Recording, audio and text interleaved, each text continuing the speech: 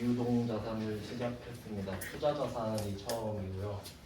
투자 자산에서 매도 가능 증권 했고, 만기 보유 증권도 했고, 투자 부동산까지 했습니다. 계정 과목으로 보면요.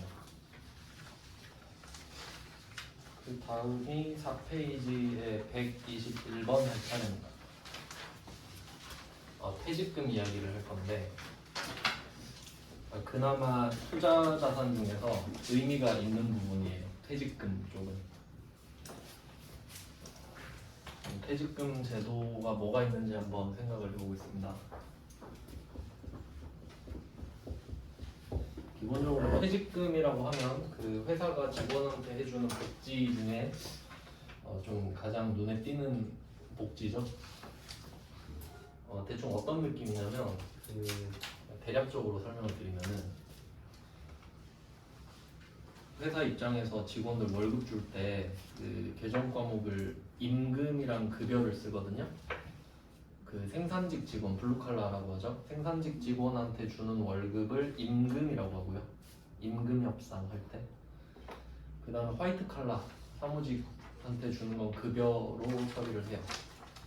어쨌든 한 달에 한 번씩 주게 돼 있잖아요. 우리나라는 월급제니까. 그러면 한 달에 한 번씩 월급을 줄 때 급여라고 처리를 한다고 합시다. 그럼 1년에 급여로 처리하는 게 12번이겠죠. 그럼 곱하기 12 해요. 1년에. 이게 1년 연속, 1년을 근속한 거죠. 그럼 1년을 일한 순간부터 퇴직금이 쌓입니다. 그래서 보통 좀 악용하는 사례가 9개월마다 계약을 해서 퇴직금을 안 준다거나 뭐 그런 경우가 있죠. 그럼 이때 퇴직급여라는 비용이 또 생기는데, 그러니까 급여도 비용이고 퇴직급여도 비용이에요. 그럼 이게 하나가 생기는 거예요. 그러니까 약간 쿠폰 같은 느낌이에요. 쿠폰 12개를 모으시면 한 개를 공짜로 드립니다. 이런 느낌. 그러니까 12번째 월급을 받는 순간 하나가 확정이 되는 거지. 공짜로. 그러면 최초에는 12번째 하나가 생기는 거고, 그 2년 차부터는 한 달에 12분의 1씩 쌓인다고 생각하시면 될 것 같아요. 대충 그런 느낌이겠죠. 이게 퇴직금인데, 그럼 이 퇴직금을 주는 거는 근로기준법에 정해져 있잖아요. 그 근로기준법에서 강행규정이라고 있는데, 강행규정은 그러니까 서로 계약을 했잖아요. 개인 간에 계약을 했어도 그 법을 위반할 수가 없습니다. 그러니까 예를 들면 제일 접하기 쉬운 게 최저시급이죠. 지금 뭐 9,500원인가 그러잖아요. 그럼 만약에 내가 뭐 편의점 알바를 하는데 사장님이 그렇게 말을 해요. 여기 솔직히 손님이 별로 없어. 이렇게 꿀이니까 공부해도 된다. 일하면서. 그러니까 8,000원만 줄게. 어때? 넌 공부하고 8,000원 받고. 뭐 그렇게 할게요. 손님이 없다고 하니까. 그럼 둘이 이렇게 약속을 했어요. 그럼 8,000원을 줘요. 강행규정 위반. 이건 9,500원 줘야 됩니다. 뭐 그런 식이에요. 퇴직금도 마찬가지고. 그럼 이때 회사는 직원한테 퇴직금을 줄 생각을 해야 되죠. 그럼 어떻게 하냐? 이때는 퇴직연금 제도라는 게 있어요. 퇴직연금 제도를 쓰지 않는 회사가 있고 쓰는 회사가 있어요. 일단 이렇게 나누겠습니다. 그러니까 퇴직연금은 금융상품이에요. 금융상품. 왜냐면 그 직원이 갑자기 퇴사를 한다고 하면 예를 들면 이런 느낌이잖아요. 어떤 사람이 월급이 300이에요. 300. 이 사람이 5년 일했어요. 근데 갑자기 퇴사하는 거예요. 그러면 사장 입장에서는 얘가 300만 원씩 받는데 5년 일했으니까 1,500 줘야 되거든요. 대충. 목돈이잖아요. 그럼 이게 갑자기 돈이 이렇게 나가는 게 부담스러우니까 퇴직연금에 가입해 놓는 거예요. 그럼 미리 적금처럼 들어놓고 퇴사하면 그걸 꺼내서 주고 이런 느낌이거든요. 근데 내가 꼭 퇴직연금에 가입해야 되는 건 아니죠. 그럼 나는 그냥 그때그때 해결할게 이럴 수도 있잖아요. 그러면 안 하는 회사도 있고 하는 회사도 있어요. 그럼 이제 하면 두 개로 나눠지는데, 확정급여형. 확정급여형은 DB형입니다. 뭐 뜻은 있는데 뜻을 외울 필요까지는 없어요. 뭐 define benefit인가 그러면 define benefit인가. 그다음에 확정 기여형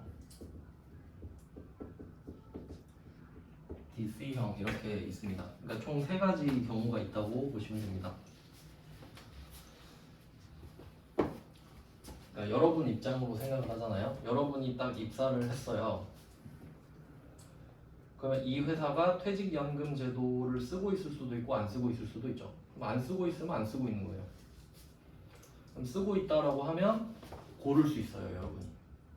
안 쓰면 어쩔 수 없죠. 안 쓰는데 쓰면 고를 수 있어요. 이렇게 되는데 그러면 이때 그 퇴직금이라는 개념은 회사 입장에선 부채거든요.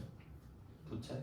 근데 이게 빚이랑 부채랑 또 다른 게 좀 설명드리면 우리가 빚이라는 개념 알고 있죠. 빚. 보통 은행빚 이렇게 말하죠. 빚 할 때. 그러니까 빚은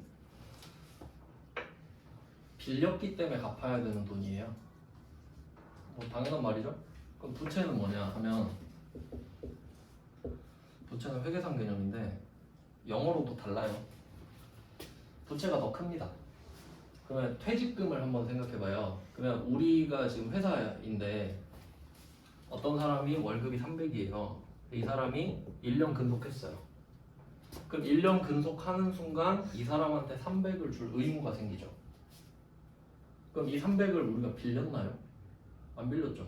그럼 얘는 여기 속하죠. 그러니까 부채가 더 큰 거예요. 법적 의무까지 포함하니까. 이런 느낌이거든요. 그래서 얘는 부채겠죠, 회사 입장에서. 그러면 이 300만 원 갖고 얘기를 해볼게요.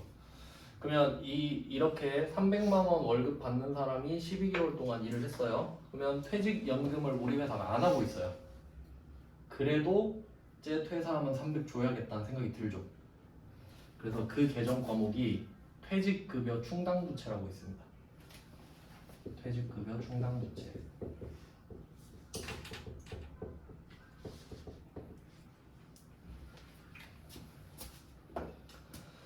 퇴직급여는 아까 적어드린 대로 퇴직금을 말해요. 월급 주면 급여고 퇴직금은 퇴직급여. 그럼 퇴직급여 충당부채인데 여기서 충당 제가 말씀드렸죠. 충당은 추정. 언제 나갈지 모르니까 충당해 놓는다고 했죠. 얘가 언제 퇴사할지 모르니까 미리 생각해야 되죠.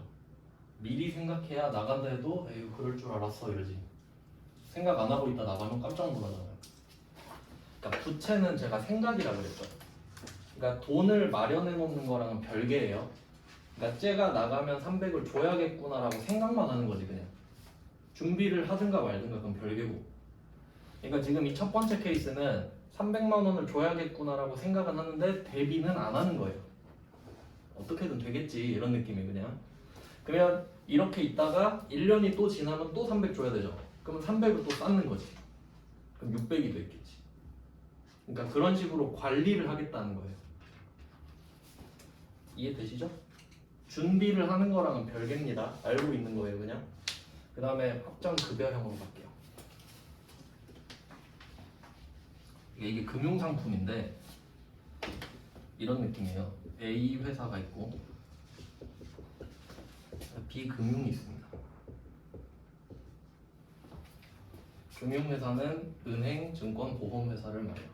그 공통점은 돈놀이 한다 그랬죠. 돈을 빌려주고 돈을 벌어요. 아니면 주식하거나.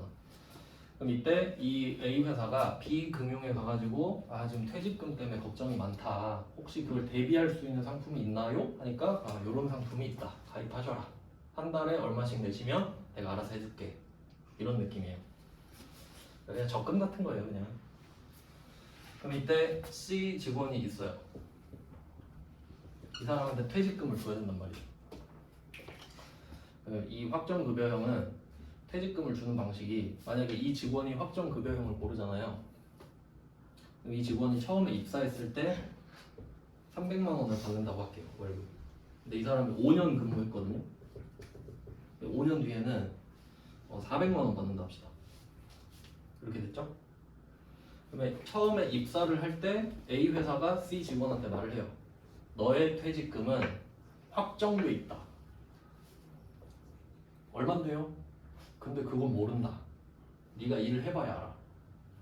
그렇게만 들은 거예요. 그럼 솔직히 확정이 아닌 것 같잖아요. 왜 말을 못 해주냐면 이 사람 퇴사 직전 3개월 월급으로 계산을 해주거든. 그러니까 입사할 땐 모르지. 언제 퇴사할지 모르니까. 근데 결국 이 사람이 퇴사를 하잖아요. 그러면 400이 마지막 월급이죠. 이걸로 5번 주는 거예요. 오케이, 꿀이죠? 그럼 내 연봉이 많이 올라야 꿀이지. 안 오르면 뭐 그게 그거겠죠? 그래서 보통 이걸 많이 선택해요. 많이 받으니까.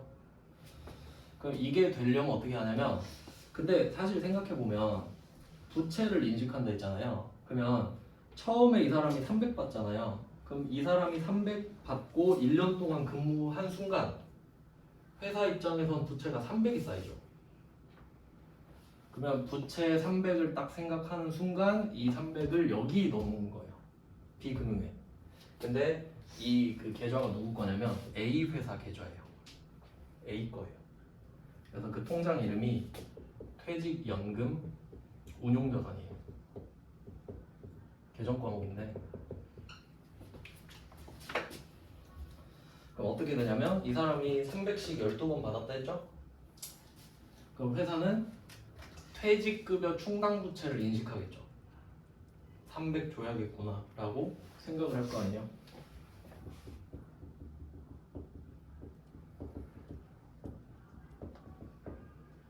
이렇게 되겠죠. 300을 인식했죠. 그리고 그 300을 여기 넣어놓는 거예요. 그러니까 부채 300을 인식하면서 300을 내 통장에도 넣어놓는 거지. 그래야 대비가 되죠. 이해되세요? 네, 내 통장에 넣어요. 그리고 자, 여기가 그 증권회사라고 할게요. 금융상품은 그 펀드 이런 거 들어보셨죠? 펀드라는 개념 자체가 집합 투자거든요. 그러니까 내가 100만 원 갖고 가가지고 저 돈 좀 불려주세요 하면 비웃겠죠. 그러니까 100만 원 투자한 사람을 1000명을 모으는 거지. 그럼 100만 원씩 1000개면 10억이잖아. 그럼 그 10억을 펀드 매니저가 굴리는 거야. 주식하고 뭐 비트코인하고 해가지고. 그게 집합 투자거든요. 그럼 그 수익을 나눠주는 거지. 1000명한테. 뭐 그런 개념인데, 그럼 펀드 매니저가 이 돈을 굴릴 거 아니에요. 왜냐면 우리는 300을 줬잖아요. 근데 이 사람이 400을 받아가야 되잖아. 그러니까 수익을 내야 된단 말이야. 그러니까 약간 국민연금 같은 느낌이지 지금. 처음엔 300을 넣었지만 이 사람은 400을 받아야 가야 되는 거거든요. 하여튼 뭐 그런 거예요. 그러니까 100% 충족은 시켜줄 수 없지만 이자를 조금씩 받아서 충당하는 구조라는 겁니다. 그러니까 대비를 한다는 개념이지. 그래서 이 확정 급여형을 선택한 직원을 위해서는 퇴직급여 충당부채가 인식이 되고 그만큼 퇴직연금 운용자산을 대비해요. 같이. 두 개가 같이.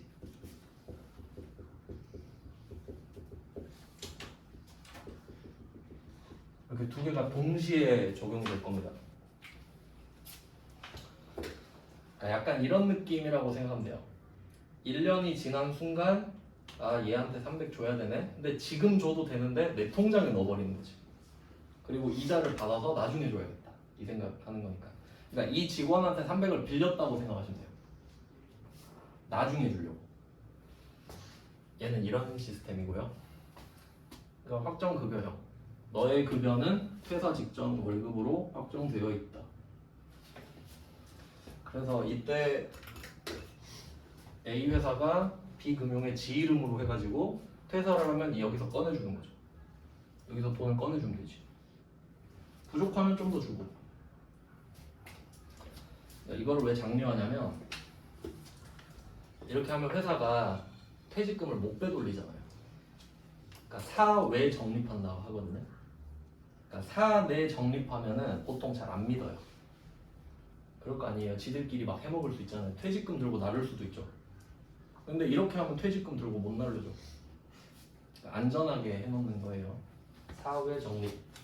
그럼 두 번째는 확정 기여형. 한 글자 차이 나죠.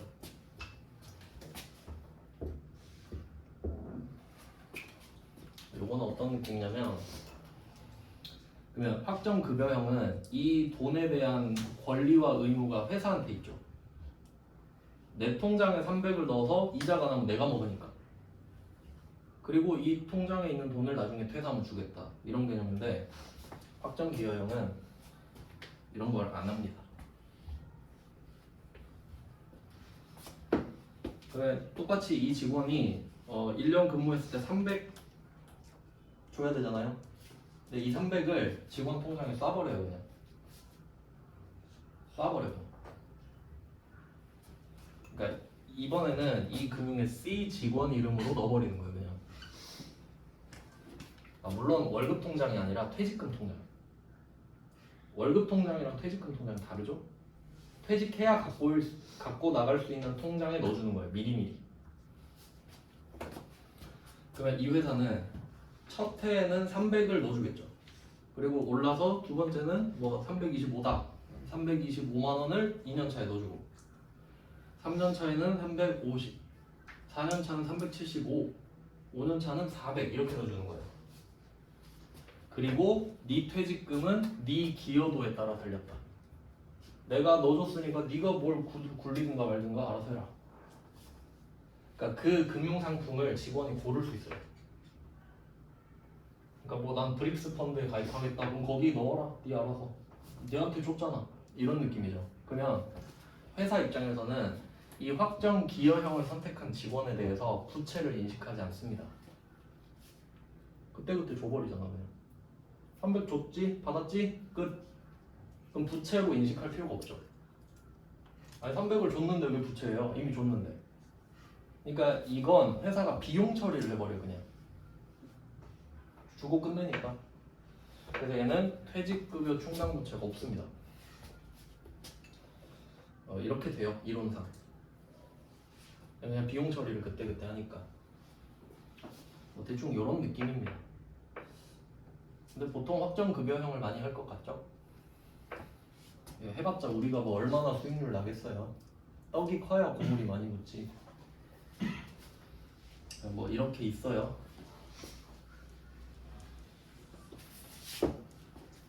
네, 그래서 비용 처리를 바로 하는 건데 이제 문제를 풀어보겠습니다.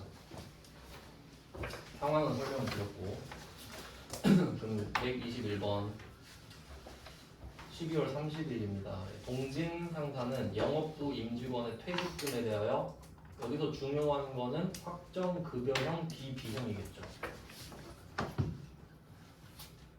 가입하고 있대요. 이미 가입은 한 겁니다. 그러니까 한 달마다 납부를 하나 봐요. 12월분 이야기를 하는 거 보니까. 그럼 12월분 퇴직연금 납입 550만 원을 보통예금 계좌에서 입금했대요. 대변의 보통예금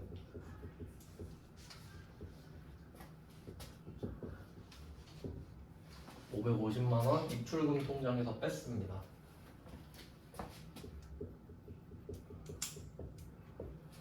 자, 그리고 이게 내 통장으로 들어가죠.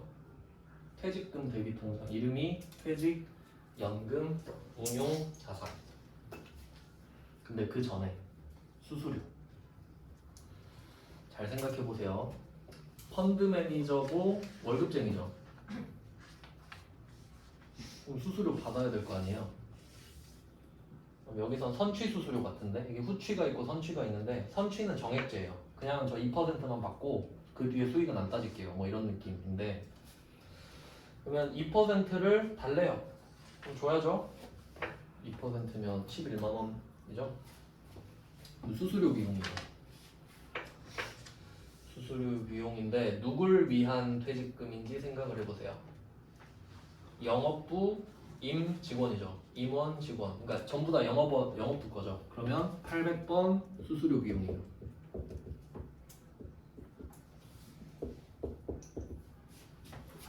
영업부니까. 그럼 혹시 제조부면 500번이죠. 응용 하셔야 됩니다. 응용. 그러니까 이 개념을 좀 생각해 보면은 그럼 제조부 직원 퇴직금 준비하는데 수수료를 낸다. 근데 그게 제조 비용인가요? 이럴 수 있잖아요. 그럼 한 가지 예를 들어드리면 만약에 저기 기아자동차 여기 광주 기아자동차에서 뭐 그 제조부에서 제조 몇 부에서 회식을 했다고 합시다. 스포티지에서. 스포티지 팀에서 회식을 했어요.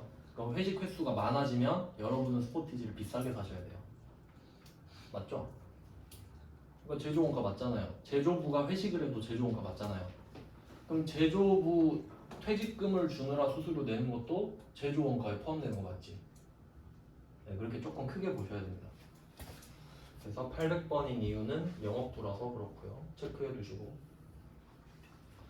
그러면 나머지가 퇴직연금 운용자산이겠죠. 나머지 금액은 굳이 구하지 않겠습니다. 암산을 잘 못해서.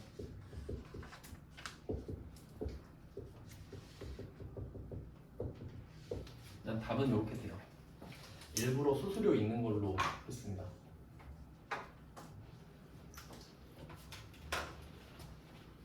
그러니까 이게 예금이랑은 좀 다르잖아요. 그러니까 예금 같은 경우는 550 넣으면 그대로 550이 들어가죠. 하지만 그게 아니잖아요. 목적 자체가. 이 펀드 매니저의 그 수익률에 따른 수수료를 제공하는 거라서 이렇게 됩니다. 그리고 혹시 말씀을 드리면은 지금 퇴직연금 운용자산 자산이고 수수료 비용이 비용이잖아요. 혹시 이게 취득 부대 비용인가요? 그건 아니에요. 취득 부대 비용은 아닙니다. 여기서는 그러니까 둘이 별개예요. 둘이 별개입니다. 그냥 수수료 따로 주는 거고 수수료를 줬기 때문에 돈이 덜 들어가는 거고 이 둘은 별개로 보셔야 돼요. 네, 그 다음에 122번 볼게요. 122번은 당사는 퇴직연금에 가입하고 있다. 어떤 직원은 DB형이고 어떤 직원은 DC형이네요. 아까 말씀드렸죠? 직원이 고를 수 있다고. 네, 이렇게 해서 하면 두 개를 같이 하라고 하는데 회사 입장에서는 돈이 총 3,800만 원이 나가겠죠.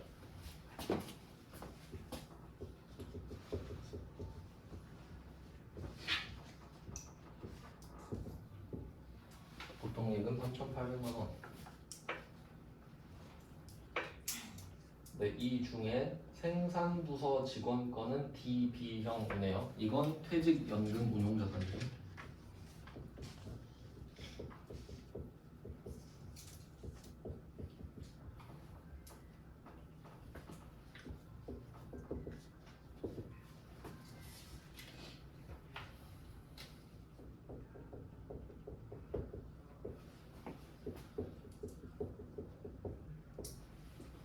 일단 배운 건 정리를 했습니다. DB형은 배웠으니까 퇴직연금 운용자산 내 통장에 넣은 거고요.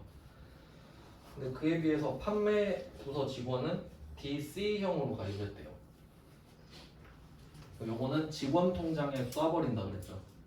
이건 비용 처리를 하거든요. 그럼 그 비용 이름이 뭐냐 하면 퇴직급여입니다. 퇴직급여.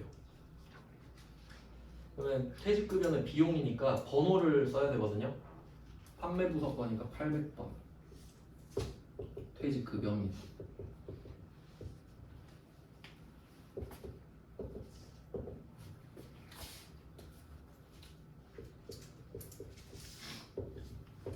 답이 이렇게 됩니다. 확정 기여까지 넣은 문제를 했어요. 세무 1급 건데 요거 설명드리려고 넣었어요.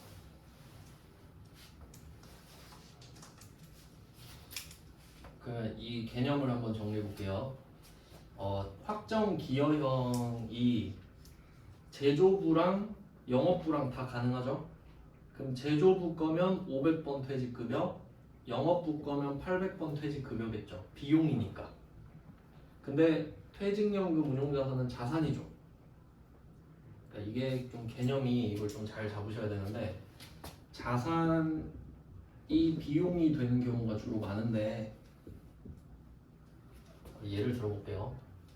만약에 제조부에서 포터를 하나 샀어요. 그 1톤 트럭 있죠. 요렇게 자 포터 하나 샀어요. 2천만 원 주고 샀어요. 그 다음에 아반떼도 2천 주고 샀어요. 그러니까 트럭 하나 2천에 사고 영업부 차 아반떼 2,000을 또 산 거예요. 그러면 총 4천만 원 들었죠. 그건 자산이에요. 자산은 내 거라는 뜻이죠. 그러니까 자산은 구분 안 해요. 이게 굳이 제조 거냐 영업 거냐 안 나눠요. 어차피 내 건데 뭐. 근데 차를 타다 보면은 그 감가상각 개념 말씀드렸죠. 그럼 둘 다 2천만 원짜리니까 5년에서 1년에 400일 합시다.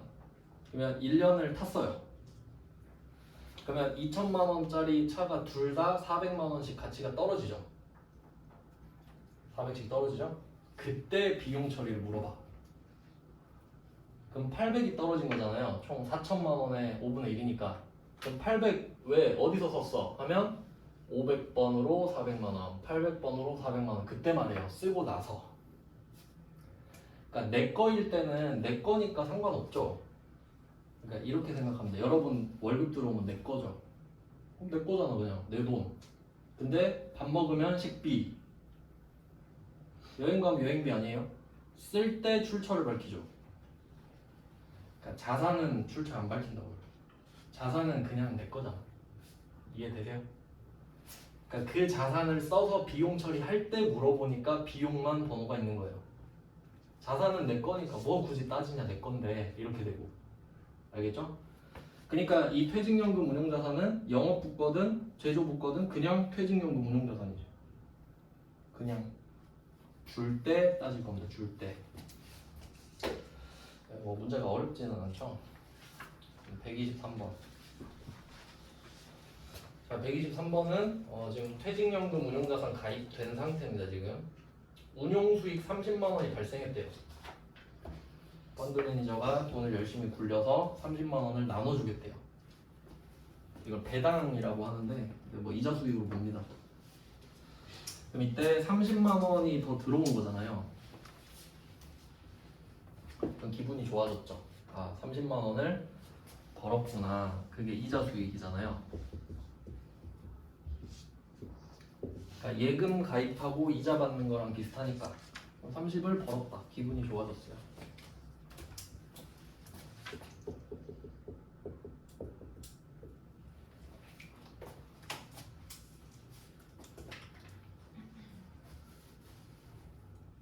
그럼 이 30만 원은 어디로 들어갈 것인가? 우리 지금 퇴직연금 운용자산에서 이자가 나왔죠. 그럼 당연히 퇴직연금 운용자산에 30이 붙어 있겠지. 30을 우리한테 갖다 주겠습니까? 그 통장에 넣어놨겠지. 그래서 퇴직연금 운용자산이 늘어나죠. 이렇게 쑥쑥 늘어나야 나중에 퇴직금 주죠.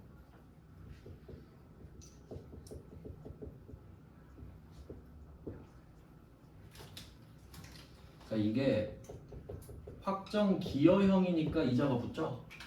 확정 급여형이니까 내 통장에 돈을 넣었으니까 나한테 이자가 붙지. 근데 확정 기여형은 직원 통장에 넣어버리잖아요. 그럼 이자를 직원이 먹죠. 그러니까 나는 추후에 회계 처리가 없지. 확정 기여형이면. 이해되시죠? 이렇게 돼요. 그럼 이거 또 생각을 해볼게요. 우리 이자 받은 적 있지 않나? 은행한테?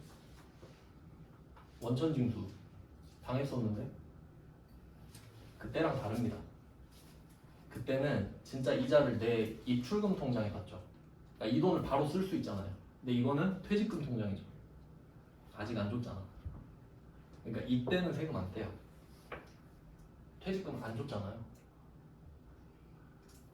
뭐 그런 게 있어요. 그 세제 혜택, 그러니까 세법도 알아야 되는 겁니다. 어쨌든 지금은 원천징수 없어요.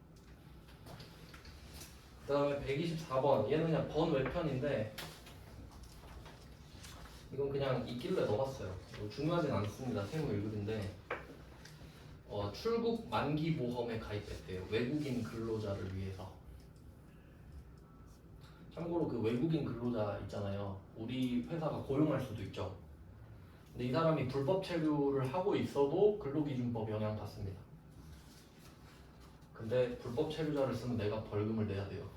좀 복잡한데 어쨌든 뭐 가입을 해줬대요. 개념 과목을 모르겠는데 어차피 우리 시험엔 안 나옵니다. 그냥 X표 쳐주시고요.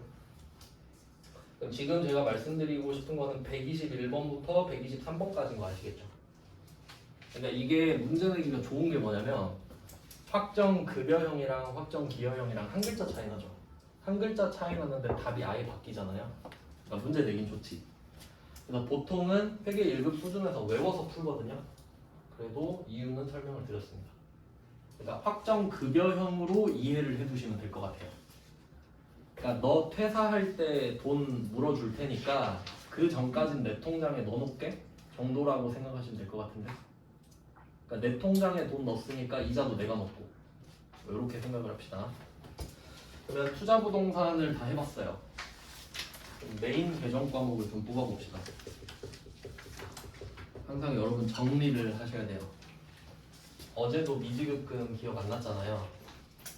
그러니까 데이터를 넣고 정리를 해야 되는데 학습의 뜻이 배울 학자의 익힐 습 아닙니까? 그러니까 배우기만 하면 안 돼요. 배우고 내가 익혀야 돼요. 복습해서. 투자 자산은 매도 가능 증권 배웠고 만기 보유 증권도 배웠고 투자 부동산 배웠고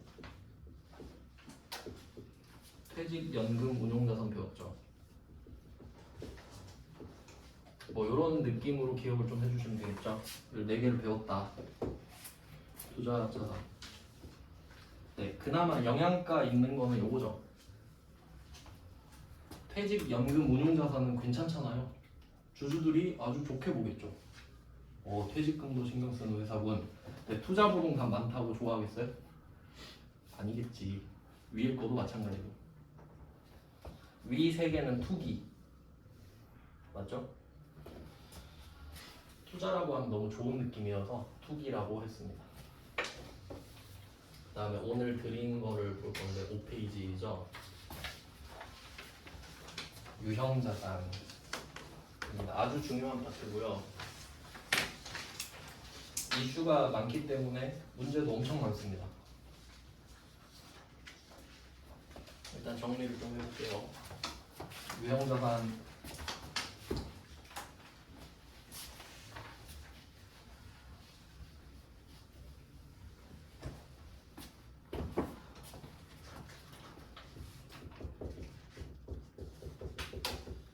유형자산은 비유동 자산입니다. 맞죠? 그러니까 이 자산을 사용할 건데 오랫동안 사용하면서 뽕을 뽑겠다는 뜻이에요. 비유동 자산이라는 뜻은. 그러니까 사용기간이 길죠. 길어요. 좀 약간 대략적인 설명을 해드리면 내가 어떤 물건을 사용하는데 기간이 짧을 수가 있고 길 수가 있잖아요. 회계에서는 보통 단기, 장기 이렇게 보는데 단기를 보통 1년으로 보고요. 그러니까 1년까지가 단기, 2년 이상이 장기 대충 이렇게 구분을 하는데 제가 보드마카로 설명드렸잖아요. 이거 샀을 때 비용 처리한다. 이유는 어차피 금방 쓰니까. 그럼 단기 사용하는 건 비용 처리하는 게 효율적이죠. 그러니까 대충 이런 느낌이라 보시면 돼요. 제가 이 보드마카를 오늘 샀다고 할게요. 1,000원 주고. 그리고 생각을 해보는 거야. 얘의 수명을. 혹시 얘가 올해 12월 31일까지 있을까라고 생각을 해보는 거예요. 절대 그럴 리 없죠. 그럼 그때 비용 처리하나, 지금 비용 처리하나 똑같지. 그러니까 미리 하자고. 뭐 그런 느낌이에요. 그러니까 어차피 단기는 그냥 비용 처리해. 이런 느낌. 자산을 거치지 않죠. 근데 뭐 여기 있는 컴퓨터나 공기청정기, 뭐 책상 이런 것들은 1년 쓰고 버리는 거 아니죠. 그럼 걔네들은 자산으로 해놓자 이거지. 자산으로 해서 감가상각을 하자. 감가상각. 그리고 제가 상각 앞에서 한번 말씀드렸는데 상각이라는 단어를 들어본 적이 있어요. 대손상각비 할 때. 그리고 상각의 뜻을 알려드렸는데 이거 되게 고급 정보거든요. 상각은 비용화라는 뜻이에요. 비용화. 그러니까 시작이 뭐였든 간에 지금 비용이 됐다는 뜻이에요. 상각은. 그러면 한번 비교를 해봅시다. 대손상각은 무엇이냐? 대손상각은 채권이 감소하는 거죠.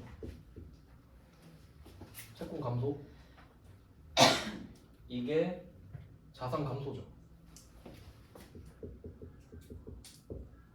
자산 감소해서 대손상각비로 비용 처리하는 거 아닌가요?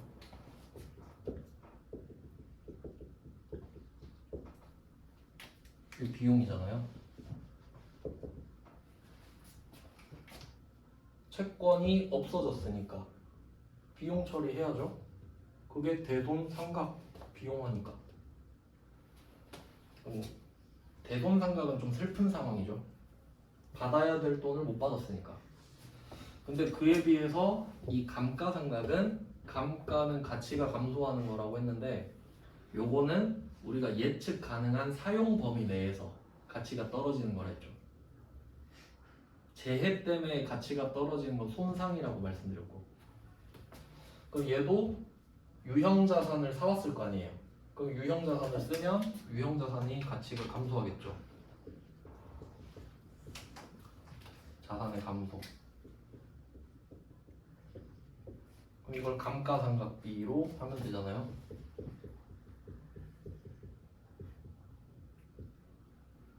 이게 비용이죠. 뭐 이런 느낌. 패턴 아시겠죠?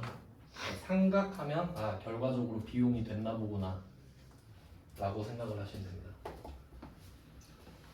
네, 공통점을 찾아놓으면 좋겠죠? 네, 이렇게 보시면 돼요.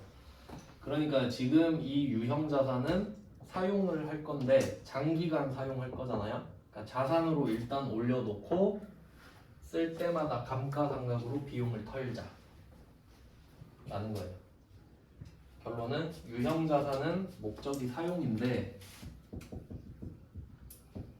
이걸 오랫동안 쓸 거잖아요. 그러니까 감가상각을 하자고. 바로 비용 처리하지 말고.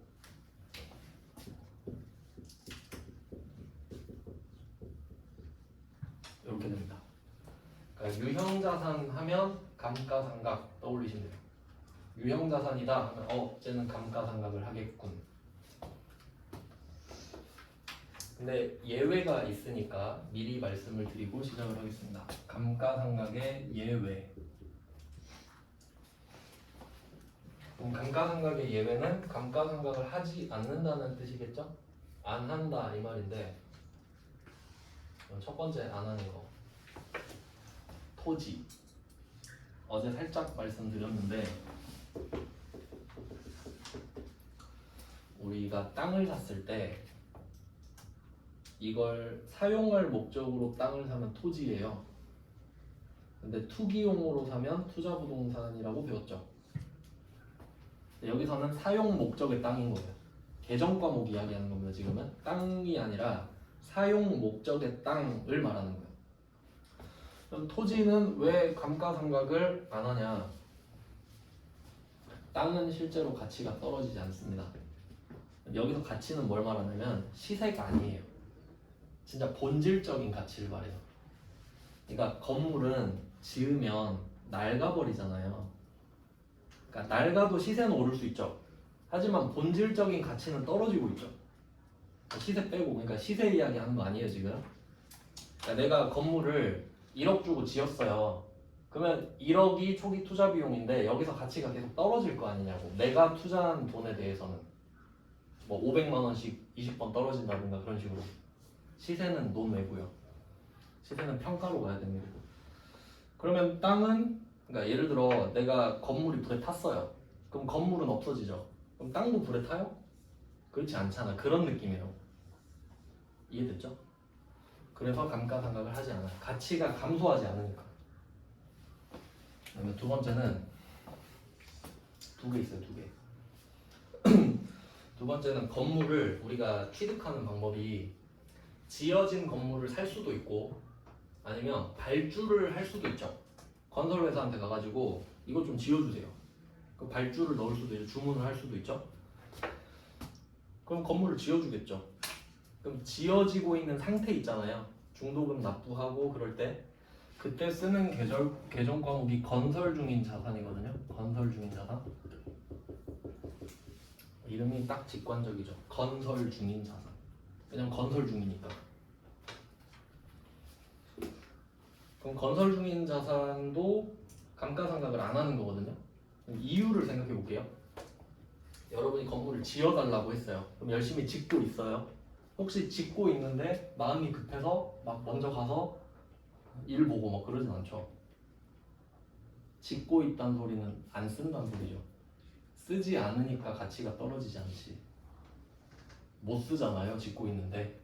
그러니까 감가상각 하면 안 되지. 벌써 하고 있으면 안 되지. 완성되면 그때 하는 거죠. 그래서 이유는 다르지만 두 개는 안 합니다. 이렇게 알고 계시면 되고, 좀 쉬다가 보겠습니다.